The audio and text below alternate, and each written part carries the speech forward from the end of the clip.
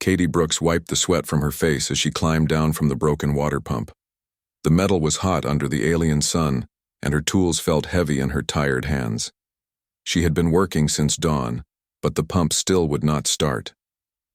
Without water, her crops would die in 3 days. Without crops, she would lose the ranch. The wind picked up across the red dirt of New Montana Colony, carrying dust that stung her eyes. In the distance, dark clouds gathered on the horizon. A storm was coming, and storms on this world were not like the gentle rains back on Earth. Here, the storms brought lightning that could fry electronics and winds that could tear apart buildings. Katie walked back to the small house her father had built 20 years ago. The paint was peeling, and some of the windows had cracks, but it was home. It was all she had left of him. She sat on the front steps and looked out at the dying crops in her fields. The corn was turning brown, and the wheat was starting to bend over. "I am not giving up," she said to herself. "Dad would not give up, so I will not give up either." But saying it was easier than believing it. The bank wanted their money in 2 weeks. Her neighbors had already sold their farms to the big companies from Earth. Soon she might be the only small farmer left on this side of the colony. Everyone told her to sell while she could still get something for the land. They said a young woman could not make it alone on a frontier world. Katie stood up and went inside to check the news feeds. Maybe there was something about rain coming or new equipment she could afford. The small screen in her kitchen flickered to life, showing the usual reports from the capital city. Politicians talking about trade deals. Scientists talking about new discoveries. Rich people talking about things that did not matter to farmers. Then she saw something that made her stop. The news anchor was talking about Jacob Harrison, the richest man in human space. His picture filled the screen, a clean-shaven man in an expensive suit standing next to a huge spaceship. The reporter said he had disappeared 3 weeks ago during some kind of meeting with aliens. His company was worth more money than most. Planets made in a year. Katie shook her head. What did missing rich people have to do with her? She turned off the screen and made herself a simple dinner of bread and soup. Outside, the storm was getting closer. She could hear thunder in the distance. The first drops of rain started hitting her roof around 8 o'clock. By 9, the wind was howling around the house like a wild animal. Katie checked all her windows and made sure her emergency supplies were ready. Storms like this could last for days, and the power usually went out. As if hearing her thoughts, the lights flickered and went dark.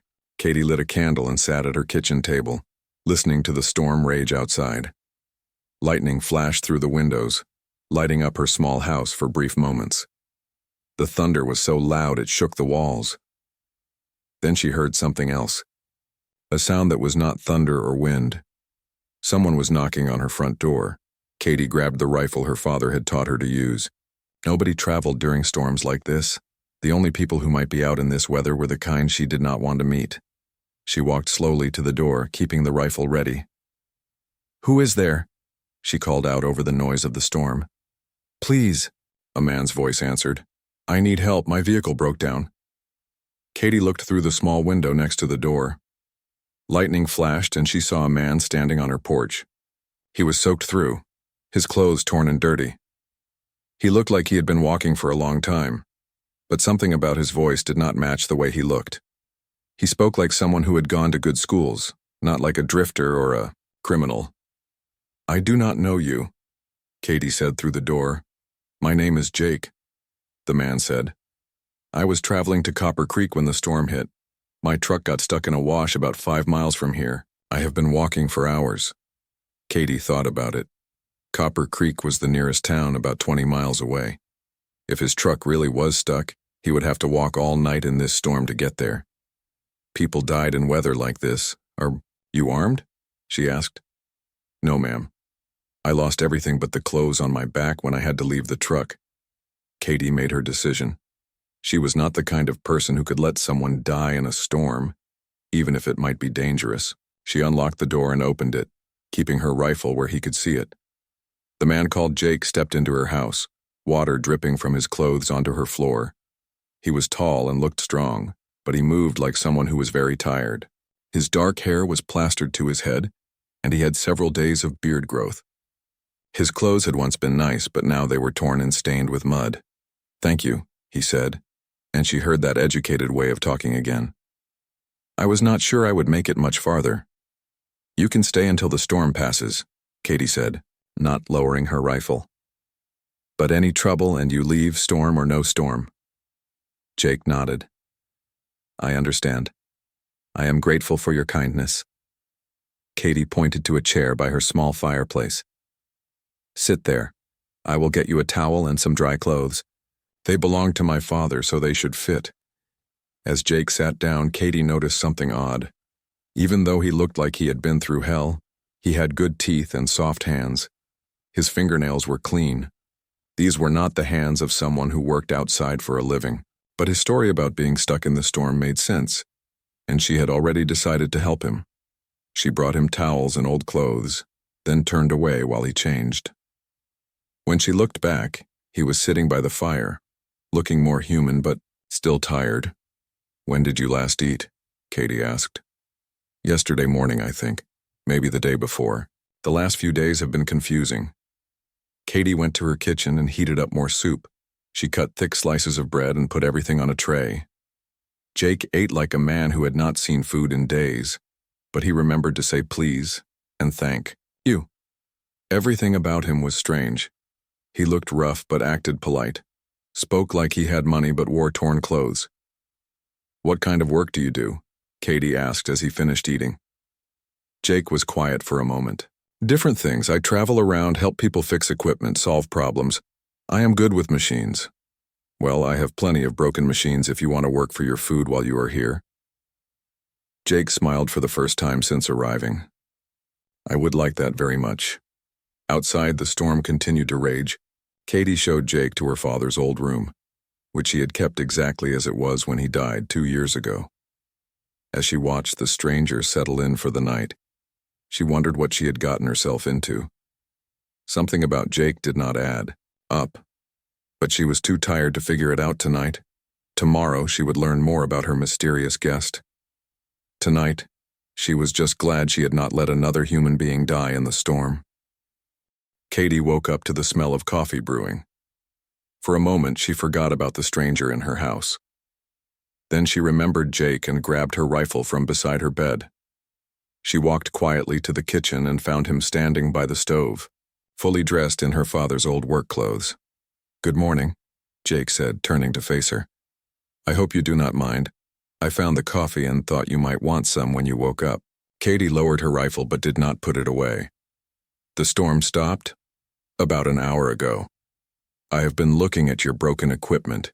You have some serious problems out there." Katie poured herself coffee and studied Jake's face. In the morning, light, he looked different. Cleaner somehow, even though he wore the same old clothes. His eyes were sharp and intelligent, like someone who was used to making important decisions. "I told you I could work for my keep," Jake continued. "That water pump of yours is not really broken. It just needs the right kind of attention." 3 different repairmen looked at that pump, Katie said. They all said it needed expensive parts I cannot afford. Jake smiled. "Sometimes the best solutions do not cost anything. They just need someone who understands how things really work. Can I show you?" Katie followed him outside to the pump that had been giving her trouble for weeks. Jake knelt down beside it and opened the control panel.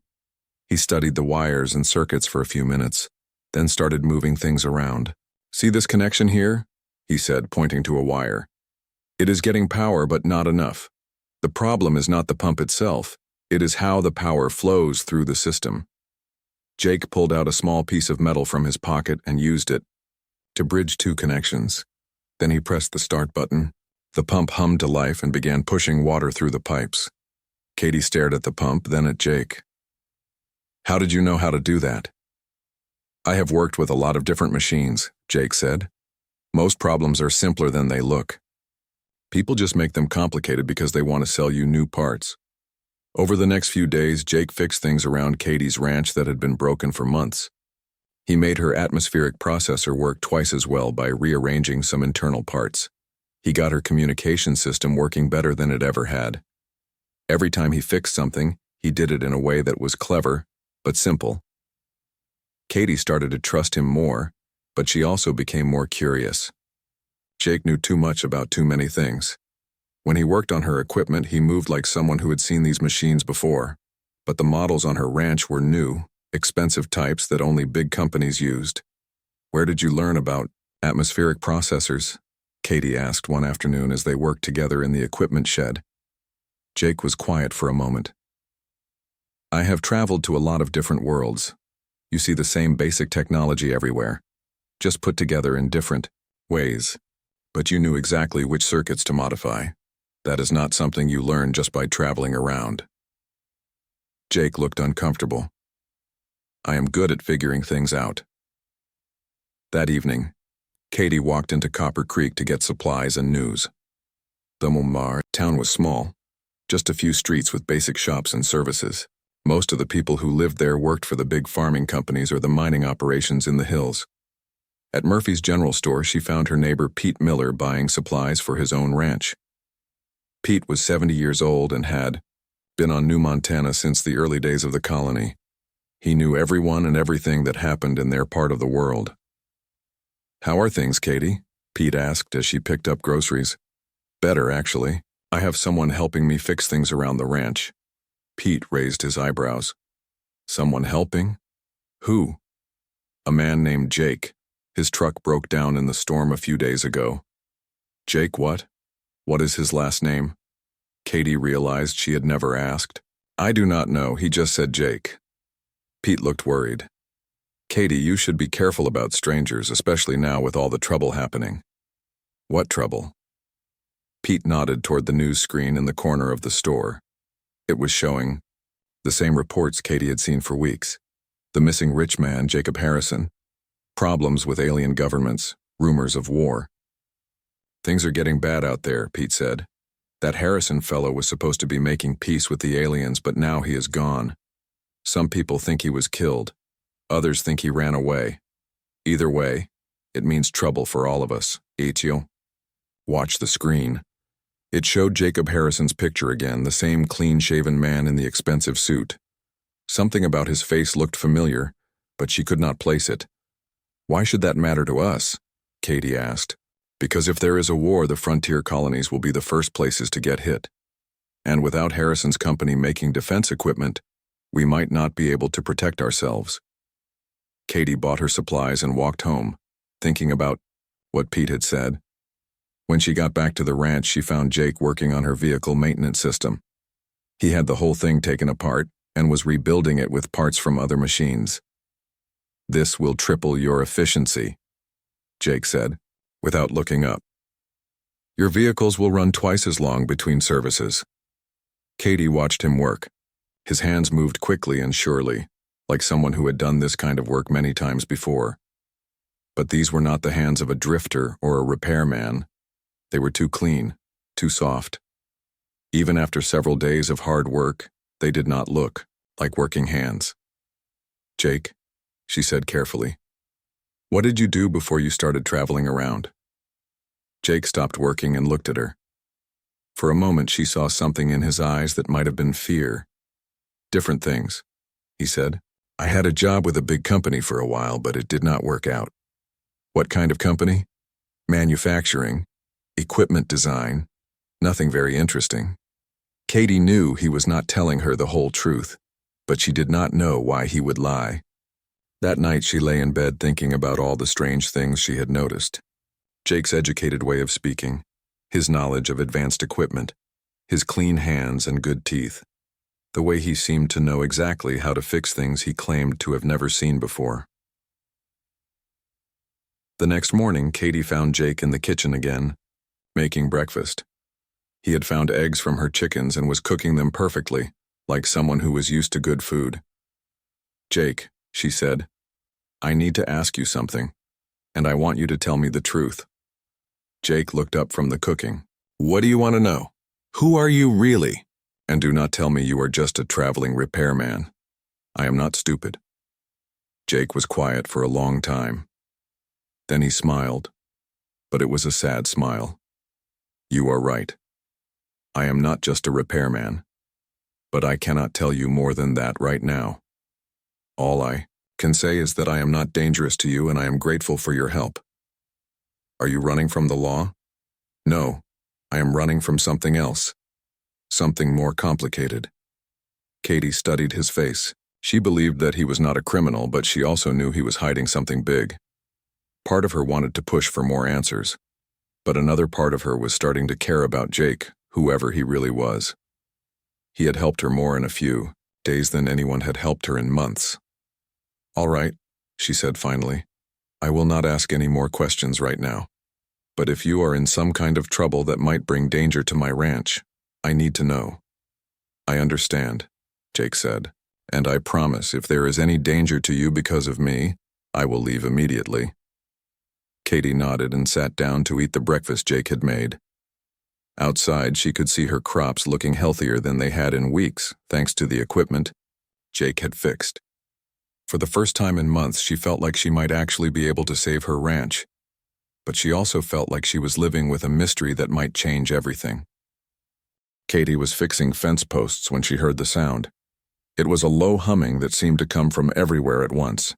She looked up at the sky and saw something that made her heart stop. 3 large ships were flying over her ranch, moving fast toward Copper Creek. The ships were not human ships. They were too smooth, too quiet, and they moved in ways that human ships could not move. Katie had never seen alien ships before, but she knew that was what these were. She ran toward the house calling for Jake. She found him in the equipment shed and he was already looking up at the sky through the open door. Those are Zephyrian ships, Jake said, his voice tight with worry. How do you know what kind of ships they are? Katie asked. Jake looked at her for a moment, then seemed to make a decision. Because I have seen them before. We need to get to town. Now. They jumped into Katie's truck and drove as fast as they could toward Copper Creek. Other vehicles were on the road, all heading in the same direction. Everyone had seen the ships. When they reached the town, they found chaos. People were running in all directions. Some were trying to get to their vehicles to leave. Others were gathering in the town center, talking loudly and pointing at the sky. The 3 alien ships were now hovering directly over the town, about 1,000 feet up. Pete Miller found Katie and Jake in the crowd. His face was pale and worried. They are not here to talk, Pete said. Tom Williams just got a message from his brother in New Austin. The aliens attacked there an hour ago. They are looking for someone, asking about humans who might be hiding. Jake became very still. What exactly? Did they ask? They wanted to know about any humans who might not belong. Strangers. People who are not who they say they are. Katie looked at Jake and saw something in his face that frightened her. He looked like a man who had just realized his worst fears were coming true. We need to get these people organized, Jake said suddenly. These ships are not here to destroy the town. They are here to find someone specific, but they will hurt people if they have to. How do you know that? Pete asked. Jake ignored the question. He walked to the center of the town square and called, out in a loud voice. Everyone listen to me. I know what these aliens want, and I know how we can protect ourselves. But we need to work together. The crowd turned to look at Jake. Katie was surprised to see how naturally he took charge. People seemed to trust him immediately, even though most of them had never seen him before. The aliens are not here to destroy us, Jake continued. They are here to find someone, but they will take prisoners and hurt people if we let them. We need to make it too expensive for them to stay. An older man named Bill Carter stepped forward. What do you mean, too expensive? I mean we make it cost them more to stay here than it is worth. They have better weapons than us, but they do not know our land. They do not know how we think, and they do not know what we are willing to do to protect our homes.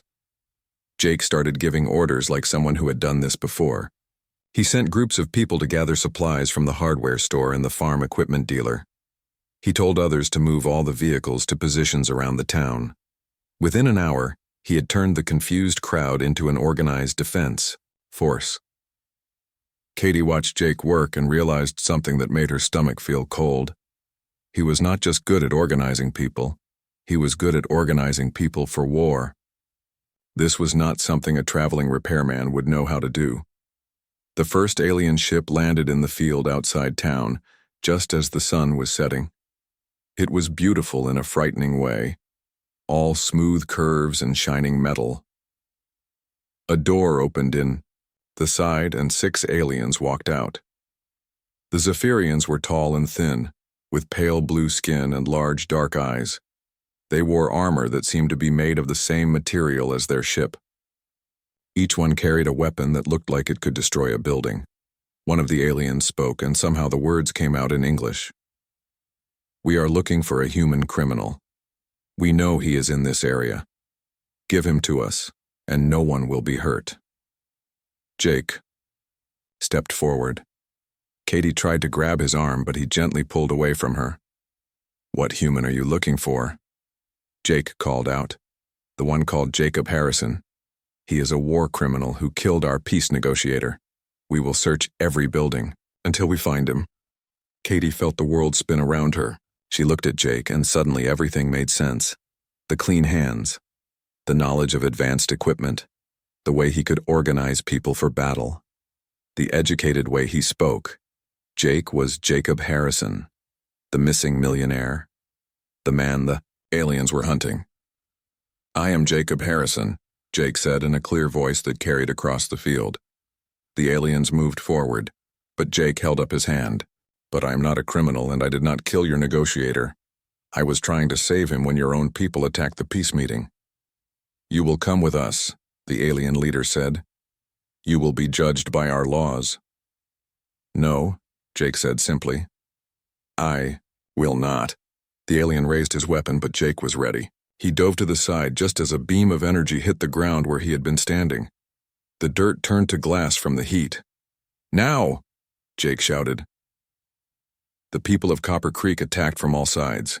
They had no energy weapons or advanced armor, but they had something the aliens did not expect. They had farm equipment that had been turned into weapons, and they knew how to use it. Bill Carter drove a modified tractor straight at the alien ship, its front fitted with a steel plow. The alien shot at it, but the thick metal protected him until he crashed into the ship's landing gear. Other farmers used their crop-dusting planes to drop homemade explosives on the alien positions. The explosives were just mining charges from the local quarry, but they worked. The aliens were better fighters and had better weapons, but they had never fought humans before. They did not understand how humans could be so willing to risk their lives for neighbors and friends. They did not understand how humans could turn peaceful farm tools into weapons of war. Jake led a group of people in a flanking attack, using the town's buildings for cover. He moved like a soldier, but he thought like a general. Every order he gave showed that he understood both human nature and alien tactics. The battle lasted 2 hours. When it was over, the aliens retreated to their ships and flew away. They had not expected this kind of fight from a small farming town. 3 people from Copper Creek were hurt, but no one was killed. The aliens had lost equipment and been forced to retreat without accomplishing their mission. As the alien ships disappeared into the night sky, the people of Copper Creek gathered around Jake. They looked at him with new respect, but also with questions. "You really are Jacob Harrison," Pete Miller said. It was not a question. "Yes," Jake said. "I'm sorry I lied to you, but I had to hide who I was." "Why?" Katie asked. Her voice was quiet, but everyone could hear the hurt in it. Jake looked at her, and his face was full of sadness. "Because 3 weeks ago I discovered that someone in my own company was working with the Zephyrians. They were planning to blame me for the failure of the peace talks. When I tried to expose them, they tried to kill me. I had to disappear." "But why did you come here?" Bill Carter asked. "Because I was running and I got lost in the storm. I never meant to bring danger to your town. I should leave now, before the aliens come back with more ships." Katie stepped forward. "You are not going anywhere. We just fought a battle together. That makes you one of us." The other people nodded in agreement. Jake had helped them win a fight they should have lost. In their eyes, that made him a hero, not a criminal. But Katie knew the aliens would be back, and next time, they would bring more ships and more soldiers. The battle for Copper Creek was over, but the war was just beginning. The next morning, Katie woke up angry. She had barely slept, thinking about everything Jake had told her, or rather everything he had not told her. She got dressed and walked to the kitchen, where she found him making coffee like nothing had changed. "Good morning," Jake said, but his voice was careful. He could see the anger in her face. "Do not good morning me," Katie said. "You lied to me for 2 weeks. You let me think you were just some drifter who needed help." "I never meant to hurt you," Jake said. "I was trying to protect you." "Protect me? You brought alien raiders to my town. People could have died because of you." Jake set down his coffee cup and looked at her directly. "You are right, I should have told you who I was. But if I had, would you have let me stay?" Katie thought about it. If a stranger had come to her door claiming to be the richest man in human space, she would have thought he was crazy or dangerous. "That is not the point," she said. "The point is that you made me care about you, and it was all based on lies." "It was not all lies," Jake said quietly. "Everything I felt for you was real. Everything we built together was real." Katie turned away from him. She did not want to hear about feelings right now. She was too angry and too hurt. "I am going to town," she said. "When I get back, I want you gone." Katie drove to Copper Creek feeling worse than she had in months. The town was busy with repair work from the battle. People were fixing damaged buildings and cleaning up debris from the alien weapons. Everyone she saw waved at her and called out thanks for her part in the fight. At Murphy's store, she found Pete Miller buying supplies to repair his own ranch. He looked tired but satisfied. "How are you holding up, Katie?" Pete asked. "I have been better," Katie said. Pete studied her face. "You are upset about Jake. About finding out who he really is." "His name is Jacob Harrison, Pete. The Jacob Harrison, and he lied to me about everything." Pete was quiet for a moment. Then he said something that surprised her. "I knew who he was." Katie stared at him. "What?" "I figured it out 3 days ago. I remembered seeing his picture in a business magazine my daughter sent me last year. He looked different with the beard and the work clothes, but it was definitely him." "Why did you not tell me?" "Because I wanted to see what kind of man he really was. Rich people, they usually think they are better than us frontier folks. They come out here and tell us how to do things, then go back to their comfortable lives on the core worlds." Pete picked up a bag of nails and examined them carefully. But Jake, or Jacob, or whatever you want to call him, he was different. He worked hard. He helped you save your ranch. He did not act like he was doing you a favor. He acted like he was grateful for the chance to do honest work. But he still lied to me. Yes, he did. And that was wrong. But Katie, think about why he lied. The man was running for his life. His own company tried to kill him. The aliens want to put him on trial for something he did not do. Where else could he go?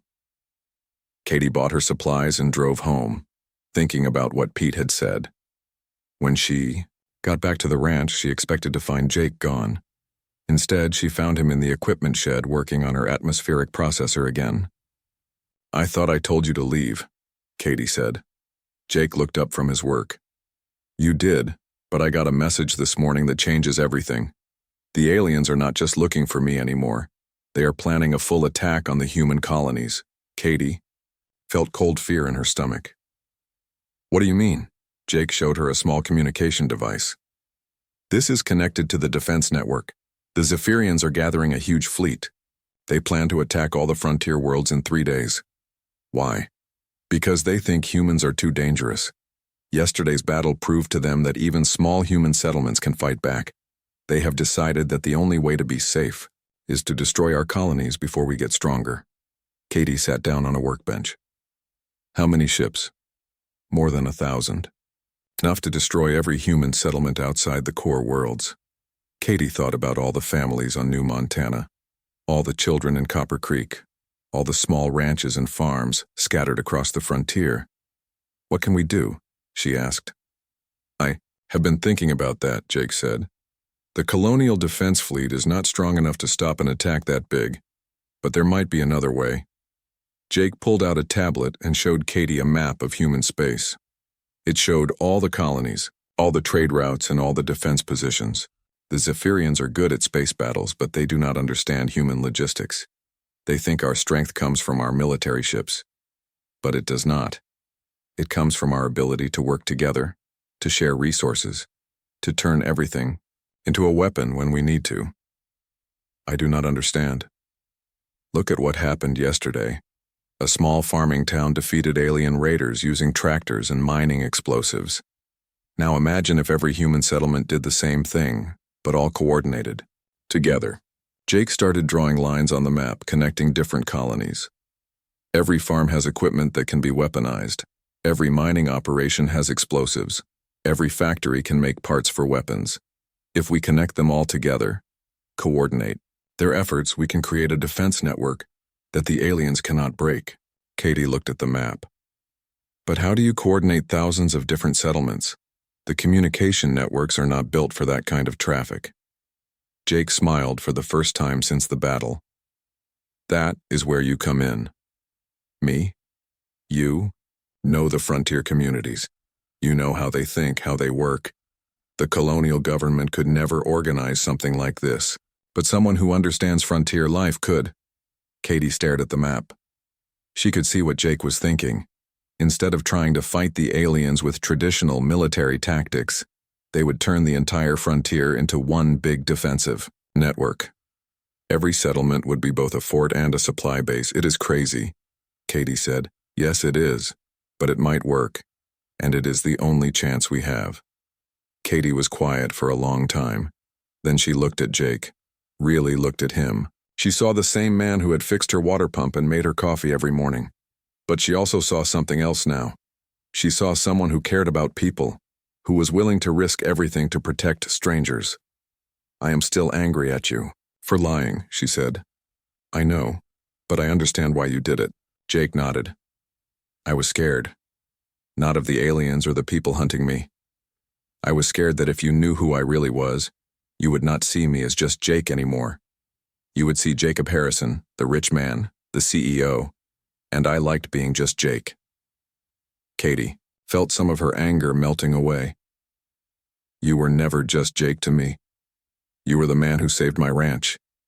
You were the man who made me feel like I was not alone anymore. And you were the woman who made me remember what it felt like to do work that mattered, to be part of a community that cared about each other. Katie made her decision. All right, I will help you organize the frontier settlements. But I have one condition. What? No more lies. Ever. If we are going to do this together, I need to know I can trust you. Jake reached out and took her hand. No more lies, I promise, Katie squeezed his hand. Then let us save the frontier. Outside, the sun was setting over New Montana. In 3 days, alien ships would fill the sky, bringing death and destruction. But Katie and Jake had work to do. They had a network to build, communities to coordinate, and a war to win. The battle for Copper Creek had been just the beginning. The real fight was about to start. Katie and Jake worked through the night, sending messages to every settlement on New Montana and the nearby worlds. They used the old frontier communication network that connected farms and small towns. It was not fancy, but it reached everywhere. Humans lived on the frontier. The response surprised them both. Within hours, settlement leaders were calling back, wanting to know more about the defense plan. Word spread quickly through the frontier communities. The aliens had attacked Copper Creek. Now they were coming for everyone. By morning, Katie's kitchen had become a command center. Her table was covered with maps, communication devices, and lists of supplies from dozens of settlements. Jake worked on one side of the room coordinating with military units. Katie worked on the other side, talking to farmers and miners and factory workers. New Austin has 50 mining charges and 2 crop dusters, Katie told Jake as she finished. Another call. They want to know what to do with them. Tell them to modify the crop dusters like we did here, Jake said, and have them make more explosive devices using the mining charges. Every settlement needs to become a fortress. Katie made the call, then turned to answer another incoming message. This one was from her friend Carol, who ran a small ranch on the other side of the planet. Katie, is it true that Jacob Harrison is at your ranch? Carol asked. Yes, it is true. The Jacob Harrison, the richest man in human space? Yes, Carol, but right now he is just the man helping us organize our defense. Can your settlement contribute anything? Carol was quiet for a moment. We have a small factory that makes vehicle parts. Could we make weapons instead? Talk to Jake about it, he knows what we need. Jake took the call from Carol and within minutes had her factory switching production to make parts for improvised weapons. It was the same conversation he had been having all morning with dozens of other settlements. The plan was simple but ambitious. Every human settlement would be turned into both a defensive position and a supply center. Farmers would use their equipment as weapons. Miners would provide explosives. Factories would make ammunition and weapon parts. Everything would be coordinated through the communication network that Katie understood better than anyone. By afternoon, Admiral Lisa Parker from the Colonial Defense Fleet called Jake directly. Harrison, what exactly are you doing out there? Admiral Parker asked. I'm getting reports that civilian settlements are arming themselves. We are organizing a defense network, Jake replied. The fleet cannot stop an attack this big by itself, but if every settlement can defend itself and support the others, we might have a chance. Civilians should not be fighting space battles. These will not be space battles, Admiral. The aliens will have to land troops to control the settlements. When they do, they will find that every farm and every mine is ready for them. Admiral Parker was quiet for a moment. What do you need from us? Coordinate with our network. Let us know where the aliens attack first. We will handle the ground. Defense, Harrison, this is insane. You are asking farmers to fight trained alien soldiers. Jake looked at Katie, who was organizing supply routes between settlements. Admiral, yesterday a small farming town defeated alien raiders using tractors and mining explosives. Today we are making sure every settlement can do the same thing. That evening, Jake received a priority message that made his face go pale. Katie saw his expression and hurried over to him. What is it? She asked. The Zephyrian fleet is bigger than we thought. Over 1,500 ships. And they are not just coming for the frontier worlds. They are planning to attack the core worlds too. Katie felt sick. Can we stop something that big? Not with traditional defenses, but maybe we can make it too expensive for them to continue. Jake pulled up a new map on his tablet. This one showed the entire human space, not just the frontier colonies. Look at this, he said. The aliens have to attack the frontier worlds first to secure their supply lines. If we can make those attacks cost them too much, they might not have enough ships left to attack the core worlds. How many settlements have joined our network? Jake checked his communication device. Over 3,000 so far. Every world in the frontier, and some settlements on the core worlds too. Katie stared at the number. 3,000 settlements all working together, all turning their peaceful equipment into weapons of war. It was the largest coordinated effort in human history. Jake, she said quietly, what if this does not work? Jake took her hand. Then, we will have shown the universe what humans are capable of when we work together. And maybe that will be enough to inspire others to keep fighting. The next morning brought the news they had been dreading. Long-range sensors detected the Zephyrian fleet entering human space. The aliens would reach the frontier worlds in 18 hours. Jake gathered all the settlement leaders on a massive conference call. Katie listened as he spoke to farmers, miners, factory workers, and shopkeepers scattered across dozens of worlds. In 18 hours, the aliens will attack, Jake said.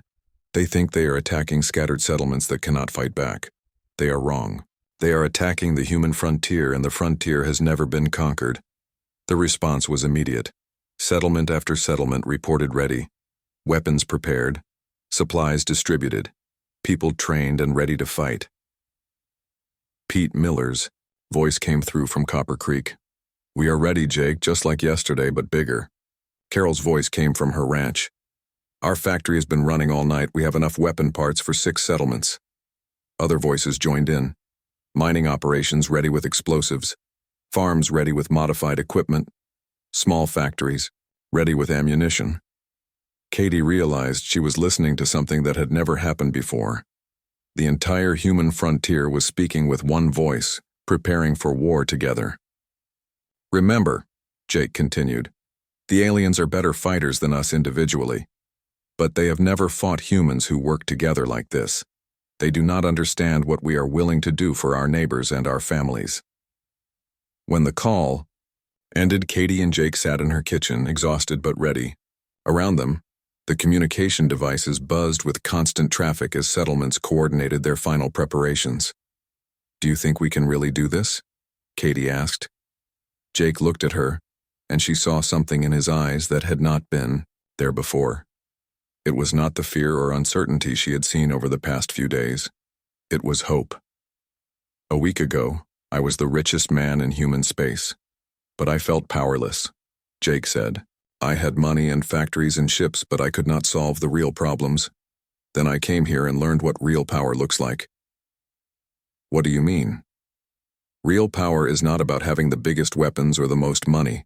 It is about having people who trust you enough to work together. It is about communities that care more about each other than about themselves." Katie squeezed his hand.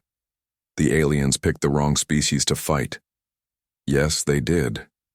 They think they are attacking scattered human settlements, but they are really attacking something much more dangerous." "What?" Jake smiled. "They are attacking the human family, and families fight differently than armies." Outside, the sun was setting over New Montana for what might be the last time. In the morning, the alien ships would arrive. But Katie no longer felt afraid. She felt ready. The frontier had awakened, and it was angry. The alien ships came at dawn. Katie stood on her roof, watching the sky fill with enemy vessels. There were so many that they blocked out the sun. She had never seen anything so terrifying or so beautiful at the same time. Jake stood beside her, holding a communication device that connected him to every settlement in human space. "All units, this is it," he said into the device. "Remember what we practiced. Let them land. Let them think they are winning. Then show them what humans can do." The first wave of alien ships landed near Copper Creek just like they had a week ago. But this time the aliens brought 100 ships instead of 3. They expected to take the town in minutes. Instead, they found a town that had turned into a fortress. Every building was reinforced. Every street had weapons hidden behind cover. Every farmer and shopkeeper was ready to fight. The aliens advanced on the town, confident in their superior weapons and armor. Then the humans opened fire. Modified tractors rolled out from behind buildings, their fronts armored with steel plates.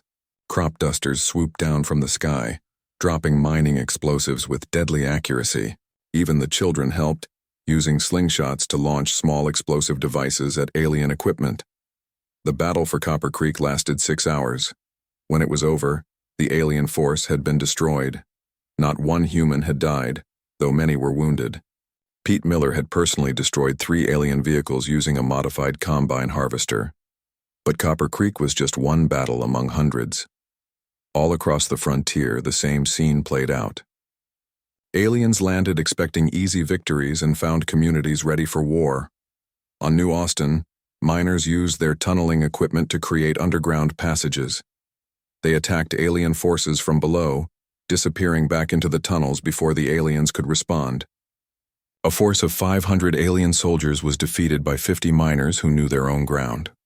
On Riverside Colony, farmers flooded their fields and then used electric fences to turn the water into a weapon.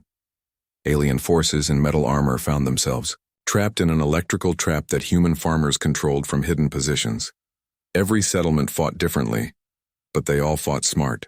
They used their knowledge of local conditions and their ability to turn peaceful tools into weapons. Most importantly, they helped each other. When aliens attacked the small mining town of Silver Creek, 3 neighboring settlements sent help immediately. Modified cargo ships carried weapons and volunteers.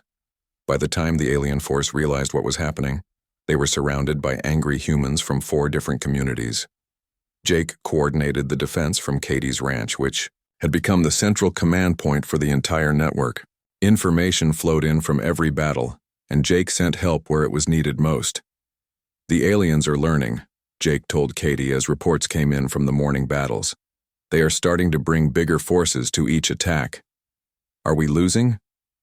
No. But we are making them pay a higher price for every settlement. And that is exactly what we want.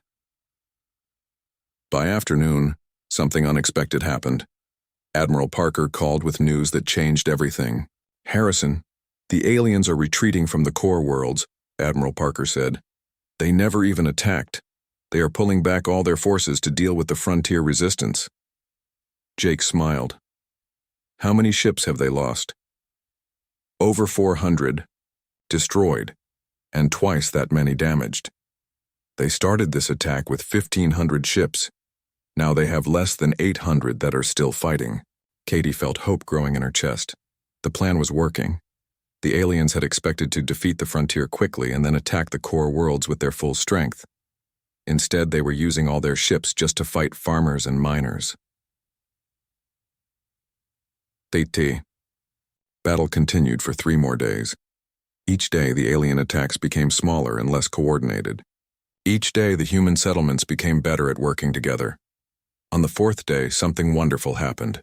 The aliens began to retreat, not just from individual battles, but from human space entirely. They had lost over half their fleet, trying to conquer settlements that should have been easy targets. Jake received the final report from Admiral Parker. The last alien ship has left human space. They are gone, Harrison, you did it. That evening, every settlement in the network held a celebration.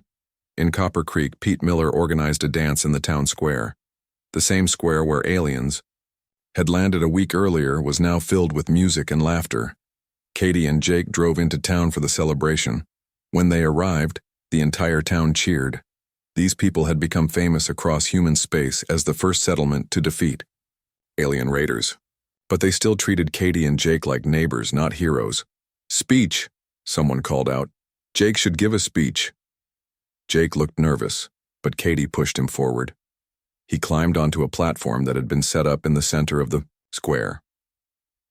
A week ago, I was Jacob Harrison, CEO of the biggest company in human space, Jake began. I had more money than I could count, and more power than any one person should have. But I was not happy, and I was not useful. The crowd listened, quietly. Then I came here and you taught me something important. You taught me that real wealth is not money. Real wealth is having people who trust you. Real strength is not big weapons. Real strength is communities that work together. Jake looked at Katie, standing in the crowd. You also taught me that home is not a place you buy. Home is a place where people care about you and where you care about them. So I want to make an announcement. Jake pulled out a legal document. I am giving up control of Harrison Industries. The company will be run by a board of directors chosen by the workers and the communities where we operate. As for me, I am staying here on New Montana. The crowd erupted in cheers. Katie felt tears in her eyes. But first, Jake continued, I need to ask someone a very important question. Jake jumped down from the platform and walked to Katie. The crowd fell silent. Katie Brooks, Jake said, getting down on one knee. You saved my life when you let a stranger into your home. You saved my soul when you showed me what real work feels like. Will you marry me? Katie looked down at Jake, this man who had been both a mysterious drifter and the richest person in human space. But right now, he was just the man she loved. Yes, she said simply. The crowd exploded in celebration again. Pete Miller pushed through the crowd and grabbed both Katie and Jake in a huge hug. I get to perform the ceremony, Pete announced. I am the town judge after all. 3 months later, Katie and Jake were married in the same town square where they had defeated the aliens. The wedding was attended by farmers, miners, factory workers, and even Admiral Parker. Representatives came from settlements across human space to honor the couple who had organized humanity's greatest victory. As they danced under the alien stars of New Montana, Katie thought about how much her life had changed. A year ago, she had been a struggling farmer, alone and facing bankruptcy. Now she was married to the man she loved, her ranch was prosperous, and she was famous across human space as one of the heroes of the frontier war. But the best part was not the fame or the prosperity. The best part was that she had found someone who understood what she had always known, that the most important things in life were not money or power, but community and love, and the willingness to work hard for something that mattered. Jake spun her around in the dance, and Katie laughed with pure joy. Tomorrow they would go back to the hard work of farming and building their life together. But tonight they celebrated what humans could accomplish when they stood united.